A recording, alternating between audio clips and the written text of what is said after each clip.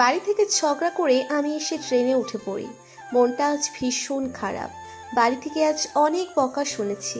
তার কারণ হলো আমি চাচা বাড়িতে বেড়াতে আসতে চেয়েছি, তার জন্য আব্বু আম্মু অনেক বকা দিয়েছে। তাই রাগ করে নিজে নিজেই চাচা বাড়িতে রওনা দিলাম।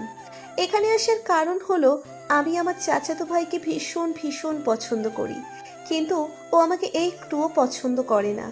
যাই হোক, এবার কি ওকে পটিয়েই ছাড়বো। বেশ কিছুক্ষণ পরে আমি ওদের বাড়িতে এসে পৌঁছলাম। কলিং বেল দিতে না দিতেই কাকিমা এসে দরজা খুলে দিল। আরে ফারজানা, তুই কখন আসলি? এই তো কাকি, এখনই আসলাম। কি মনে করে আসলি আমাদের বাড়িতে? তোমাদের বাড়িতে আম্মু আব্বু কেউই আসতে দিতে চাইছিল না, তাই রাগ করে নিজে নিজেই চলে এসেছি। আয় আয়, বাড়ির ভেতরে আয়। তুমিই তো দরজার সামনে দাঁড়িয়ে আছো আর এটা ওটা জিজ্ঞাসা করতেছো, তাহলে আমি উঠবো কিভাবে বলো? ওরে দুষ্টু সেমড়ি, আমি সরে গিয়েছি, এখন তো আয়। আমি বাড়ির ভিতরে ঢুকে পড়লাম।